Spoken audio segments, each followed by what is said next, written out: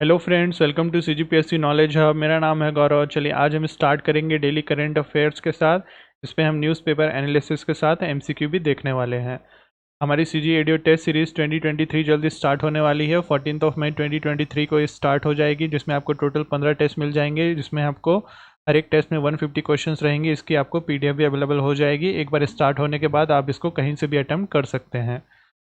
Test series की price है 300 rupees और सीजी एडियो त्रिविषय कोर्स 3099 में अवेल कर सकते हैं, जिसमें आपको ग्रामीण विकास, पंचायती राज और आजीविका मिलने वाला है। सीजी एडियो ऑनलाइन क्लास जो कोर्स 2000 का है, आप उसको 1700 में भी अवेल कर सकते हैं अर्ली बर्ड कूपन कोड का यूज़ करके। इसमें ज़्यादा जानकारी के लिए आप हमारे ऐप सीजीपीएससी नॉलेज हब को जरूर डाउनलोड करें और इसको रेफ़र करें, या इस नंबर में भी कॉन्टैक्ट कर सकते हैं।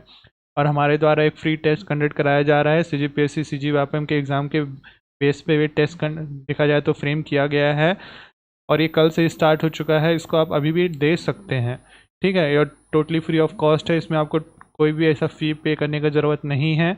आप हमारे ऐप के टेस्ट सीरीज़ वाले सेक्शन में जाइएगा, वहाँ से आप टेस्ट फ्री ऑफ कॉस्ट दे सकते हैं। एक बार देने के बाद आपको उसका रिज़ल्ट तुरंत ही मिल जाएगा। आप इसको ज़रूर अटेम्प्ट करें। स्टार्ट करते हैं पहले क्वेश्चन से। आने वाले दिनों में बंगाल की खाड़ी में बनने वाले चक्रवात का क्या नाम है, आपको बताना है। चक्रवात ताउते, चक्रवात अम्फन, चक्रवात निसर्ग या चक्रवात मोचा। आने वाले दिनों में बंगाल की खाड़ी में बनने वाले चक्रवात का क्या नाम है। चक्रवात ताउते, अम्फन, निसर्ग या मोचा। सही आंसर है चक्रवात मोचा। इसी के बारे में है पहला न्यूज़, के बारे में देखते हैं। उत्तर भारत में 9 से 12 मई के बीच तेज हवाओं के साथ बारिश की संभावना बन रही है। बंगाल की खाड़ी में आज चक्रवाती तूफान मोचे की आशंका है। इसी सप्ताह दस्तक दे सकता है तूफान मोचा और देश में कई इलाकों में बारिश। उत्तराखंड, हिमाचल प्रदेश, पंजाब में ओला गिरने की चेतावनी दी गई है। ठीक है, इसके बारे में और देखते हैं। दक्षिण पूर्व बंगाल की खाड़ी में कम दबाव का क्षेत्र विकसित होने से 7 मई को चक्रवाती तूफान की संभावना बन रही है।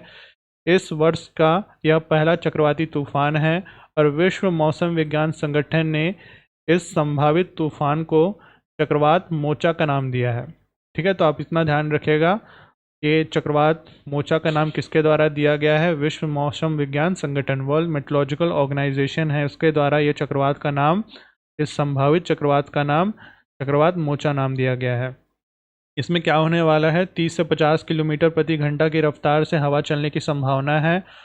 और इसकी अगर बात करें तो मोचे के संबंध में फ़िलहाल कोई सटीक पूर्वानुमान नहीं है। और जो आईएमडी है, आईएमडी के महानिदेशक मृत्युंजय महापात्रा ने कहा है कि ग्रीष्मकालीन चक्रवातों के मार्ग की भविष्यवाणी करना बहुत मुश्किल होता है और आईएमडी ने इस बार इसके लिए कोई आधिकारिक बयान जारी नहीं किया है। ठीक है, तो आपको इसके बारे में इतना ध्यान रखना है। इसके बारे में और देखते हैं। चक्रवात बनने के लिए अनुकूल परिस्थितियां बन रही है। देखा जाए तो ये बंगाल की खाड़ी की बात हो रही है। अध्ययनों के अनुसार पता चला है कि 60 किलोजूल प्रति वर्ग सेंटीमीटर से ऊपर के ताप क्षमता उष्णकटिबंधीय चक्रवात की तीव्रता को बढ़ाता है और बंगाल की खाड़ी के ऊपर उष्णकटिबंधीय चक्रवात की ताप क्षमता 100 किलोजूल प्रति वर्ग सेंटीमीटर से भी अधिक है। देखा जाए तो ये चक्रवात बनने के लिए बहुत ही अनुकूल परिस्थिति अब यहाँ बन रही है। इसके बारे में और देखें। किलो जूल ऊर्जा मापने की एक इकाई है। यह ताप क्षमता समुद्र के ऊपरी परतों पर जमा होने वाली ऊष्मा की मात्रा को इंगित करता है। ठीक है, इतना आप इसको ध्यान में रखेगा। यानी जब चक्रवात बनता है तो उसके लिए एक परिस्थिति बननी पड़ती है और वो स्टडीज़ के माध्यम से पता चला है कि जो अगर 60 किलोजूल प्रति वर्ग सेंटीमीटर से ऊपर की ताप क्षमता उष्णकटिबंधीय जो चक्रवात बनता है उसके लिए रिक्वायरमेंट है उसकी। और इसकी बात करें तो जो बंगाल की खाड़ी में अभी जो कंडीशन बन रही है वो अभी 100 किलोजूल प्रति वर्ग सेंटीमीटर से भी अधिक का है। उसका देखा जाए तो वो बन रहा है, क्या बोलते हैं, ताप क्षमता। तो देखा जाए तो साइक्लोन के डेवलप होने, चक्रवात के बनने के लिए बहुत ही अनुकूल स्थिति है। और इस साल अल नीनो के गर्म होने की संभावना है। इसके बारे में देख लेते हैं। इस साल मई जुलाई के दौरान अल नीनो के विकसित होने की 60% संभावना है और यह जून अगस्त से लगभग 70% और जुलाई सितंबर के बीच 80% तक बढ़ जाएगा। अल नीनो औसतन हर साल 2 से 7 साल में होता है और 9 से 12 महीने तक रहता है। पृथ्वी विज्ञान मंत्रालय के अनुसार अल नीनो की स्थिति मानसून के दौरान विकसित हो सकती है और मानसून के दूसरे चरण में इसका असर महसूस होगा और यह पूर्व अनुमान कृषि क्षेत्र के लिए चिंता का सबब है। ठीक है, तो ये जितनी भी इंफॉर्मेशन है उसको आप ध्यान में रखिएगा। चलिए दूसरा देखते हैं। दूसरा न्यूज़ है छत्तीसगढ़ से रिलेटेड है। बेमौसम बरसात से हजारों हेक्टेयर्स धान व सब्जी की फसल चौपट हो गई है। इसके बारे में देख लेते हैं। राजस्व और कृषि विभाग ने जिले से रिपोर्ट मंगाई है। क्षति का सर्वे और आकलन किया जा रहा है और प्रभावितों को क्षतिपूर्ति राशि देने के निर्देश दिए गए हैं। सभी जिलों से इनकी रिपोर्ट मंगाई जा रही है और जल्द मुआवजा देने की संभावना व्यक्त की जा रही है। मुआवजे की मांग की जा रही है। भारतीय किसान मोर्चे के अध्यक्ष पवन साहू ने बताया है कि पूरे प्रदेश में बेमौसम बरसात, तेज हवाएं और ओलावृष्टि से रबी धान सभी देखा जाए तो सब्जी के फसल को बहुत नुकसान हुआ है, जिससे किसानों की चिंता बढ़ गई है। उन्होंने शासन से मांग की है कि फसलों के हुए नुकसान को जल्द आकलन कर प्रभावितों को मुआवजा दिया जाएगा। ठीक है, छत्तीसगढ़ में देखा जाए तो बहुत अभी बेमौसम बरसात हो रही है, उसके कारण जितने देखा जाए तो हज़ारों हेक्टेयर्स में जो धान और सब्जी की फसल है वो चौपट हो गई है। अभी चौपट होने के बाद जो मुआवजा है उसकी मांग की जा रही है। तो ये छत्तीसगढ़ से रिलेटेड एक अपडेट था। चलिए आगे अगला क्वेश्चन देखते हैं। हाल ही में जम्मू एंड कश्मीर के निम्नलिखित जिलों में से किसने आतंकी गतिविधि देखी है? आपको बताना है इनमें से कुपवाड़ा, मुजफ्फराबाद, बांदीपुर या राजौरी। हाल ही में जम्मू एंड कश्मीर के निम्नलिखित जिलों में से किसने आतंकवादी गतिविधियां देखी है? कुपवाड़ा, मुजफ्फराबाद, बांदीपुर या राजौरी। इसका सही आंसर है, ध्यान रखिएगा, राजौरी। ये है आपका राजौरी। यहाँ पर देखा जाए तो अभी आतंकी घटना देखने को मिली है। जम्मू कश्मीर से रिलेटेड एक न्यूज़ है, उसके बारे में देख लेते हैं। आतंकी साजिश अभी अभी नाकाम हुई है। 6 किलो देखा जाए तो आईईडी इम्प्रोवाइज एक्सप्लोसिव डिवाइसेस बोला जाता है आईईडी को, वो बरामद किए गए हैं। कितना? 6 किलो। पुलवामा स्थानीय मददगार एक गिरफ्तार भी हुआ है। इसके बारे में देख लेते हैं क्या है। जम्मू कश्मीर में पुलवामा को फिर दहलाने की साजिश नाकाम कर दी गई है। सुरक्षा बलों ने रविवार को आतंकवादी के मददगार इशफाक अहमद वानी को गिरफ्तार कर 6 किलो आईईडी विस्फोटक बरामद किए हैं।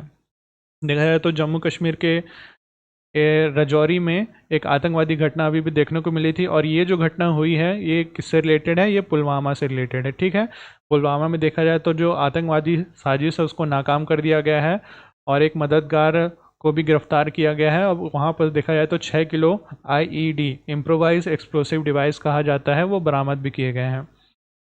राजौरी में देखा जाए, इसकी बात करते हैं। राजौरी में जो घटनाएं हुई हैं, राजौरी के कंडी में आतंकवादी को पकड़ने के लिए शुक्रवार को शुरू खोज अभियान रविवार को भी जारी रहा है। पुलिस ने मामला दर्ज कर जांच शुरू कर दी है और आतंकरोधी अभियान के तहत 5 मई को यहां 5 सैनिक शहीद भी हो गए थे। इसके बारे में और देखते हैं। आतंकी श्रीनगर में G20 की बैठक से पूर्व घटनाओं को अंजाम देने में जुटे हुए हैं और सुरक्षा बल की सक्रियता से उनकी साजिशें लगातार नाकाम हो रही है। ठीक है, तो ये जम्मू कश्मीर से सिक्योरिटी पॉइंट ऑफ व्यू से रिलेटेड एक अपडेट था। देखा जाए तो अभी अभी यहाँ पर आतंकी जो साजिश है वो अभी नाकाम कर दी गई है और एक मददगार था जो आतंकवादी को मदद कर रहा था, उसको भी अभी गिरफ्तार किया गया है। यह घटना पुलवामा की है और 6 किलो आईईडी बरामद किए गए हैं। तो ये जम्मू कश्मीर से रिलेटेड एक अपडेट था। चलिए आगे एक क्वेश्चन देखते हैं। हाल ही में भारत सरकार ने निम्नलिखित में से कौन से पहल की शुरुआत की है? इनमें से आपको बताना है। Right to repair, right to recycle, right to reuse या उपयुक्त सभी। हाल ही में भारत सरकार ने निम्नलिखित में से कौन से पहल की शुरुआत की है? Right to repair, right to recycle, right to reuse या उपयुक्त सभी। इसका सही आंसर है, ध्यान रखिएगा, राइट टू रिपेयर। इसी के बारे में न्यूज़ पढ़ते हैं।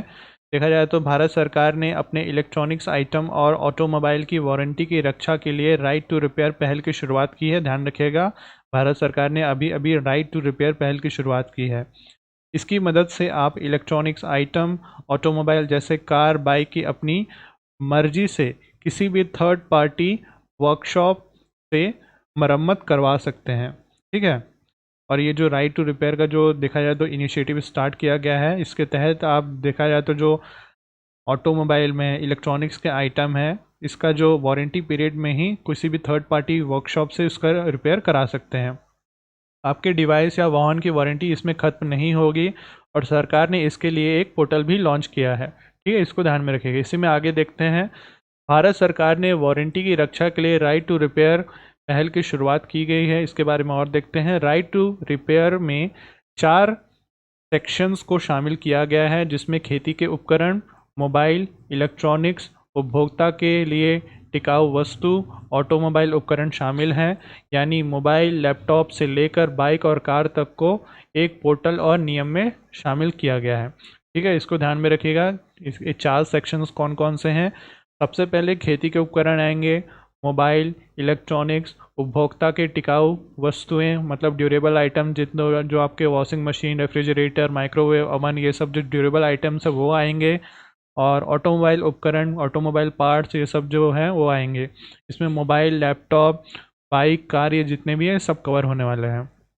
और राइट टू रिपेयर पोर्टल भी लॉन्च किया गया है। राइट टू रिपेयर पोर्टल को सरकार ने लाइव कर दिया है और इस पर आप एप्पल, सैमसंग, ओप्पो जैसे स्मार्टफोन निर्माताओं ने रजिस्टर भी कर दिया है। इस पोर्टल का उद्देश्य उपभोक्ताओं को उत्पादों की मरम्मत और रख रखाव का आश्वासन जानकारी तक आसान पहुंच प्रदान करने के लिए प्लेटफॉर्म देना है। ठीक है, इतना आपको ध्यान में रखिएगा। भारत सरकार के द्वारा एक नई पहल की स्टार्ट की गई है, उसका नाम है राइट टू रिपेयर।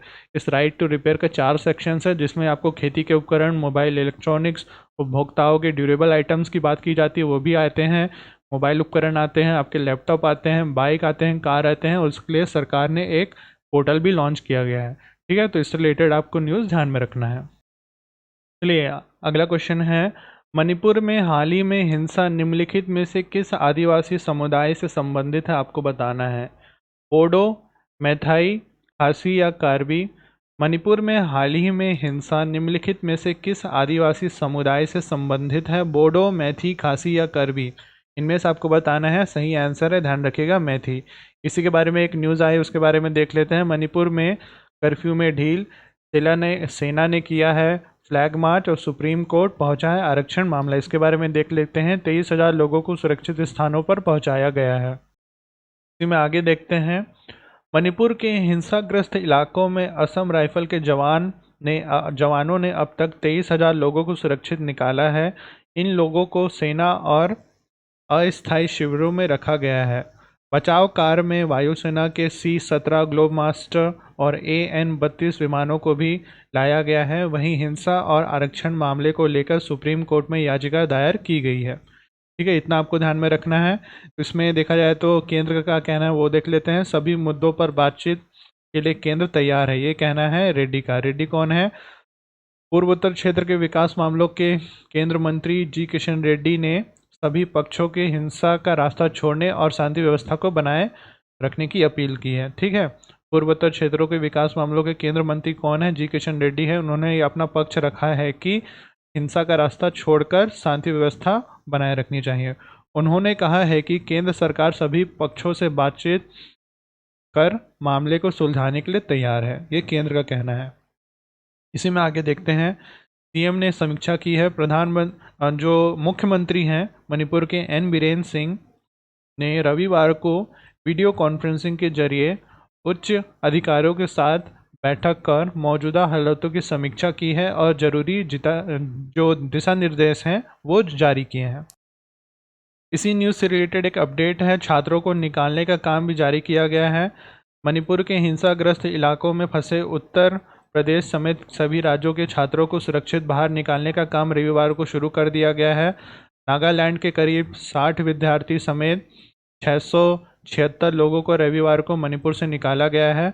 महाराष्ट्र सरकार ने अपने राज्यों के 22 छात्रों को वापस लाने के लिए विशेष विमान की व्यवस्था की है।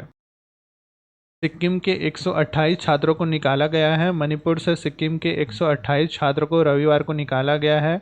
अधिकारियों ने बताया है कि छात्रों को पहले विमान से इम्फाल से कोलकाता पहुंचाया गया, फिर कोलकाता से बस के सवार होकर छात्र उत्तर बंगाल के सिलीगुड़ी पहुंचे। यहां से छात्रों को गैंगटॉक पहुंचाया गया है। ठीक है, और एक अपडेट है, इतना ध्यान रखिएगा। IAS विनीत जोशी मणिपुर के नए मुख्य सचिव नियुक्त हुए हैं।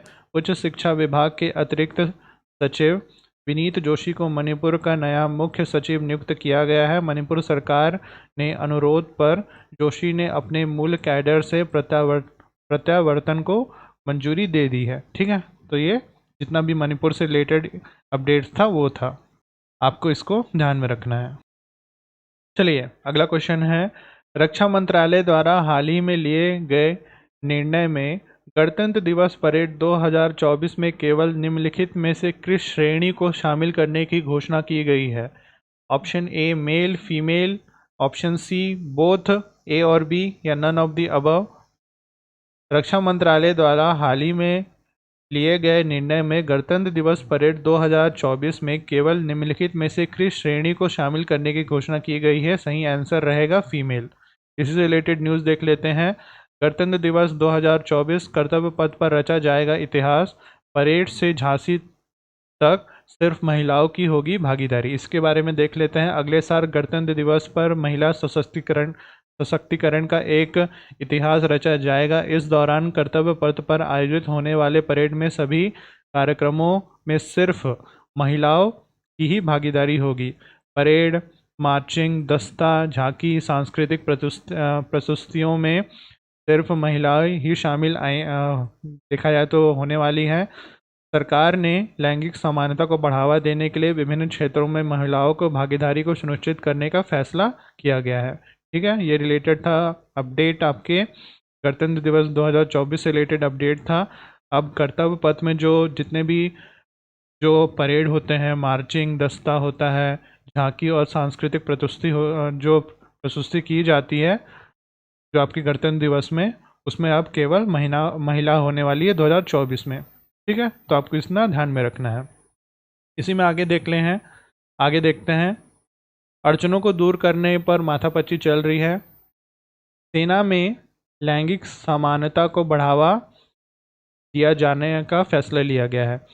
अगर इसी से रिलेटेड बात करें तो कर्नल गीता राणा संवेदनशील लद्दाख क्षेत्र में स्वतंत्र इकाई की कमान संभालने वाली पहला महिला अधिकारी बनी है। आपको इनका नाम ध्यान में रखना है, कर्नल गीता राणा। और ये लद्दाख क्षेत्र में स्वतंत्र इकाई की कमान संभालने वाली पहली महिला अधिकारी बनी है। और पहली बार कैप्टन रीवा चौहान को इसी साल दुनिया के सबसे ऊंचे और ठंडे युद्ध क्षेत्र सियाचिन में तैनात किया गया है। ठीक है, देखा जाए तो ये महिला जो बोल सकते हैं वुमेन एम्पावरमेंट, उससे रिलेटेड एक बहुत अच्छा स्टेप लिया गया है। ठीक है, तो ये अपडेट था, आपको इसको ध्यान में रखना है। चलिए अगला क्वेश्चन है, फरवरी से लेकर अप्रैल की अवधि के दौरान निम्नलिखित में से कौन सा देश भारत का सबसे बड़ा तेल आपूर्ति करता है? इनमें से आपको बताना है सऊदी अरेबिया, ईरान, इराक या रशिया। फरवरी से लेकर अप्रैल की अवधि के दौरान निम्नलिखित में से कौन सा देश भारत का सबसे बड़ा तेल आपूर्ति करता है? इसका सही आंसर है रशिया। इससे रिलेटेड एक न्यूज़ देखते हैं।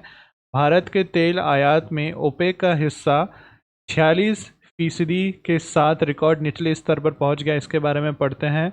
रूस से सस्ते तेल खरीदने का असर ओपेक पर पड़ने लगा है। ओपेक का देखा जाए तो फुल फॉर्म होता है organization of petroleum exporting countries. OPEC को उसको बोला जाता है, यानी एक ऐसे देशों का समूह है ओपेक, देखा जाए तो जहां तेल का बहुत अच्छा खासा भंडार पाया जाता है और ये पूरी दुनिया की तेल की आपूर्ति को पूरा करता है। तो ओपेक एक देश का समूह है।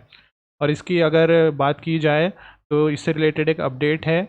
जो भारत के तेल आयात हैं ओपेक देशों का, अब लगभग देखा जाए तो 46% रह गया है और ये रिकॉर्ड निचले स्तर पर है। और ये क्यों हुआ है? देखा जाए तो भारत अपना जो जितना भी ऑयल रिक्वायरमेंट है इंपोर्ट के माध्यम से होने वाले, अब वो रशिया से होने लग गया उससे। अप्रैल में भारत का तेल आयात में ओपेक का हिस्सेदारी घटकर 46% तक पहुंच गया है, जो अब तक का सबसे निचला स्तर है। 36% पहुंचा रूस का हिस्सा आयात में। देखा जाए तो अब रशिया से 36% इम्पोर्ट अब रशिया से आ रहा है। अप्रैल में हर रोज़ 46 लाख बैरल खरीदा है भारत ने। भारत ने अप्रैल में 46 लाख बैरल प्रतिदिन कच्चे तेल का आयात किया है। इसमें ओपेक का हिस्सा 21 लाख बैरल रहा है और इस तरह कच्चे तेल में आयात में ओपेक का हिस्सा घटकर 46% रह गया है। अब भारत रिफाइनरी कंपनी सस्ते भाव में जमकर खरीदारी कर रही है। और इससे रिलेटेड और एक न्यूज़ की बात करें तो रशिया से अब जो आयात है वो बढ़कर 16.78 लाख बैरल हो गया है।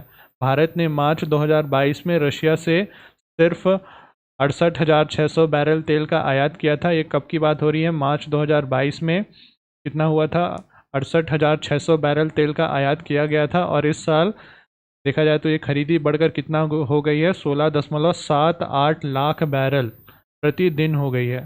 ठीक है, देखा जाए तो यही अपडेट था कि जो ओपेक देशों से इंडिया ऑयल इंपोर्ट करता है उसका हिस्सेदारी अब 46% रह गया है। और ज़्यादातर जो हिस्सेदारी है वो अब रशिया से आ रहा है। लगभग देखा जाए तो 36% अब इंडिया का जो इंपोर्ट आता है ऑयल का वो रशिया से आ रहा है। और आंकड़ों में देखा जाए तो 16.78 लाख बैरल पर डे के हिसाब से अब रशिया से इंपोर्ट आ रहा है इंडिया में। ठीक है, तो आप इससे रिलेटेड न्यूज़ को ध्यान में रखिएगा। चलिए एक क्वेश्चन देखते हैं। एसआईपी का फुल फॉर्म क्या होता है? इनमें से आपको बताना है। Simple investment plan, supplementary investment plan, systematic investment plan या सपोर्ट इन्वेस्टमेंट प्लान।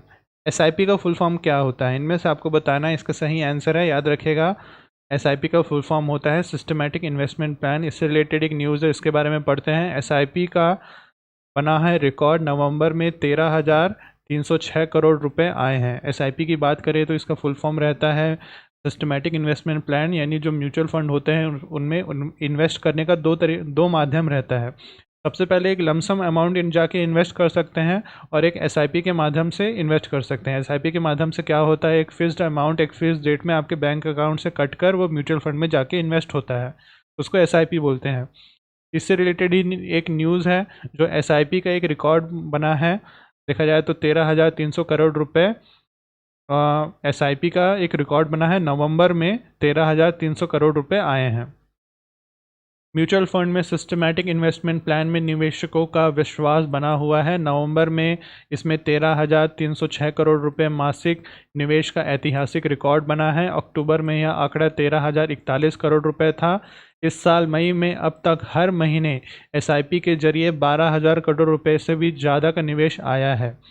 और देखा जाए तो इसमें चालू वित्त वर्ष में पहले 8 महीनों में कुल निवेश 87,275 करोड़ रुपए हो चुका है और पिछले वित्त वर्ष के कुल 1.24 करोड़ रुपए का निवेश आया था। ठीक है, तो आपको इतना ध्यान में रखना है कि एसआईपी क्या होता है। एसआईपी देखा जाए तो किससे रिलेटेड है। इसमें अभी अभी एक नया अपडेट आया है, इसमें एक नया रिकॉर्ड बना है। नवंबर के महीने में 13,300 करोड़ रुपए का अभी निवेश आया है एसआईपी के माध्यम से। ठीक है, म्यूचुअल फंड होता है, म्यूचुअल फंड में इन्वेस्ट करने के बहुत सारे माध्यम होते हैं। एक लमसम माध्यम होता है, एक एसआईपी माध्यम होता है। उसमें से एसआईपी का एक नया रिकॉर्ड बना है। ठीक है, इसको आप क्लियर रखिएगा और इसके बारे में जानकारी लीजिएगा, क्योंकि देखा जाए तो ये बहुत काम की भी चीज़ है। ठीक है, इन्वेस्टमेंट का एक बहुत अच्छा तरीका माना जाता है। और देखा जाए तो जो इक्विटी फंड में निवेश लगभग 76% से घटकर 2,258 करोड़ हो गया है। ठीक है, देखा जाए तो इक्विटी फंड भी एक फंड होता है। वो देखा जाए तो जो इक्विटी से रिलेटेड कंपनीज होती है वो उसमें जाके डायरेक्ट निवेश करता है। ठीक है, तो ये रिलेटेड था अपडेट, इसको आपके ध्यान में रखिएगा। चलिए अगला न्यूज़ देखते हैं। आईडीबीआई के लिए बोलियां जमा करने की बढ़ सकती है तारीख। ठीक है, इसके बारे में देख लेते हैं। आईडीबीआई बैंक के निजीकरण के लिए जो प्रारंभिक बोलियां हैं जमा करने का समय बढ़ाकर जनवरी की शुरुआत तक किए जाने की संभावना है। अभी अंतिम तारीख 16 दिसंबर है। लेन देन जो सलाहकारों ने समय बढ़ाने की अपील की थी। इससे रिलेटेड एक न्यूज़ है। सरकार और एलआईसी का आईडीबीआई में लगभग 94.71% हिस्सा है। दोनों 60.74% बेचना चाहते हैं। और एक अधिकारी ने कहा है कि साल के अंत में छुट्टी होने के कारण विदेशी निवेशक बैंक काम नहीं कर रहे हैं और इसलिए समय सीमा बढ़ाई जा रही है। और सरकार ने 7 अक्टूबर को आईडीबीआई बैंक को बेचने के लिए प्रारंभिक बोलियां आरंभ देखा जाए तो उसका आमंत्रण दिया था। और एलआईसी और सरकार दोनों आईडीबीआई बैंक में लगभग 94.71% हिस्सा है और दोनों लगभग 60.74% उसको बेचना चाहते हैं। और कॉनकॉर का निजीकरण जनवरी से स्टार्ट होने वाला है। कंटेनर कॉरपोरेशन ऑफ इंडिया का निजीकरण जनवरी से स्टार्ट होने वाला है। नवंबर 2019 में इसमें 30.8% हिस्सा बेचने को मंजूरी मिली थी। और ठीक है, सरकार ने चालू वित्त वर्ष में 65,000 करोड़ रुपए का विनिवेश का लक्ष्य रखा है। ठीक है, तो ये आईडीबीआई और कंटेनर कॉरपोरेशन से जो रिलेटेड अपडेट था उसको ध्यान में रखेगा। IDBI की जो बोलियां आती हैं उसकी तारीख अब बढ़ाई जाने वाली है विनिवेश के लिए, और जो कॉनकॉर है उसका निजीकरण जनवरी से वो स्टार्ट होने की संभावना है। तो ये रिलेटेड था अपडेट। चलिए अगली खबर देखते हैं। इससे पहले एक क्वेश्चन देखते हैं। हाल ही में जारी विश्व प्रेस स्वतंत्रता सूचांक 2023 में निम्नलिखित में से कौन सा देश पहली रैंकिंग में रहा है? नॉर्वे, USA, जापान या ऑस्ट्रेलिया? हाल ही में जारी विश्व प्रेस स्वतंत्रता सूचांक 2023 में निम्नलिखित में से कौन सा देश पहली रैंकिंग में रहा है? नॉर्वे, USA, जापान या ऑस्ट्रेलिया? इसका सही आंसर है नॉर्वे। ध्यान रखिएगा। इससे रिलेटेड न्यूज़ पढ़ लेते हैं। विश्व प्रेस स्वतंत्रता सूचांक 180 राष्ट्रों की सूची में आखिरी पायदान पर उत्तर कोरिया रहा है, और वैश्विक देशों में मीडिया की स्वतंत्रता गंभीर स्थिति में है। और भारत की बात करें तो भारत 161वें नंबर पर है। पहले ये रैंकिंग में नॉर्वे है, दूसरे में आयरलैंड है, तीसरे में डेनमार्क है, चौथे में स्वीडन है, पांचवें में फिनलैंड है। और निचले एकदम पायदान की बात करें तो सबसे नीचे है उत्तर कोरिया, उसके बाद चीन आता है, वियतनाम, ईरान, तुर्कमेनिस्तान, ये सब देश हैं। और इसकी अगर सूचांक की बात करें तो सूचांक में सबसे बड़ी गिरावट अफ्रीका में देखने को मिली है। वहीं मध्य पूर्व पत्रकारों के लिए सबसे खतरनाक क्षेत्र है, और अमेरिका 3 अंकों की गिरावट के साथ 45वें स्थान पर है। और 2022 में इस साल हुए 2 पत्रकारों की हत्या के कारण अमेरिका की रैंकिंग घटी है। तो देखा जाए तो ये जो विश्व प्रेस स्वतंत्रता सूचांक है, इससे रिलेटेड न्यूज़ आपको याद रखना है। भारत का कौन सा स्थान है अभी? 161वां। और देखा जाए तो फर्स्ट रैंकिंग में नॉर्वे, दूसरे में आयरलैंड, तीसरे में डेनमार्क, चौथे में स्वीडन और पाँचवें में फिनलैंड। ये सब देश को थोड़ा ध्यान में रखिएगा। चलिए आगे देखते हैं। बृजभूषण की गिरफ्तारी के लिए 14 दिन का अल्टीमेटम दिया गया है। पहलवानों को मिला है किसान और खापों का साथ। 21 तक नहीं हुई गिरफ्तारी तो लेंगे बड़ा फैसला। इससे रिलेटेड न्यूज़ पढ़ लेते हैं। भारतीय कुश्ती संघ के अध्यक्ष और भाजपा सांसद बृजभूषण शरण सिंह के खिलाफ धरना दे रहे पहलवानों के आंदोलन में किसान, खाप और पंचायत भी कूद पड़े हैं, और इन्होंने रविवार को धरने में शामिल होकर दिल्ली पुलिस को बृजभूषण की गिरफ्तारी के लिए 14 दिन का अल्टीमेटम दिया है। जंतर मंतर पर धरने पर बैठे देखा जाए तो जो पहलवान हैं उनके समर्थन में रविवार को बड़ी संख्या में पहुंचे महिलाओं से बातचीत कर रहे साक्षी मलिक और विनेश फोगाट। और पहलवानों ने तैयारी का फैसला लिया है। विनेश देखा जाए तो जो उन्होंने कहा है कि पहलवानों ने फैसला किया है कि पहलवानी नहीं छोड़ेंगे, तैयारी जारी रखेंगे, और इसकी योजना बनाई जा रही है, और 1 से 2 माह में एशियाई खेलों की टीम की ट्रायल होने वाली है। ठीक है। ये जो अभी प्रोटेस्ट चल रहा है, बृजभूषण शरण सिंह भारतीय कुश्ती महासंघ के जो अध्यक्ष है और भाजपा सांसद है, उनसे रिलेटेड एक प्रोटेस्ट चल रहा है। इंडियन रेसलर प्रोटेस्ट कर रहे हैं, उससे रिलेटेड एक अपडेट था। चलिए जाते जाते एक अपडेट देख लेते हैं। कर्नाटक के बेंगलोर में चल रहे अंतर्राष्ट्रीय पैरा एथलेटिक चैंपियनशिप में भारत की ओर से प्रतिनिधित्व कर रहे छत्तीसगढ़ के कबीरधाम डिस्ट्रिक्ट की एक छोटी मेहरा ने 14 मीटर चक्र फेंक कर भारत को गोल्ड मेडल दिलाया है। बिटिया ने 16 देशों के खिलाड़ियों को परास्त कर लिया है। ठीक है, तो आप इसको जरूर ध्यान में रखिएगा। अच्छा, यानी जो कबीरधाम डिस्ट्रिक्ट से है मेहरा, उसने 14 मीटर चक्र फेंक कर भारत को गोल्ड मेडल दिलाया है, जो कर्नाटक के बेंगलोर में अंतर्राष्ट्रीय पैरा एथलेटिक चैंपियनशिप चल रहा है उसमें। ठीक है, तो छोटा सा अपडेट था छत्तीसगढ़ से रिलेटेड, इसको ध्यान में रखिएगा। ठीक है, तो आज के लिए बस इतना ही कवर करते हैं। वीडियो अच्छा लगा तो इसको लाइक करें, चैनल को सब्सक्राइब करें। इस लेक्चर की PDF आपको हमारे ऐप CGPSC नॉलेज हब में अवेलेबल हो जाएगी। This is Gaurav Bhandarkar signing off for today. Thank you.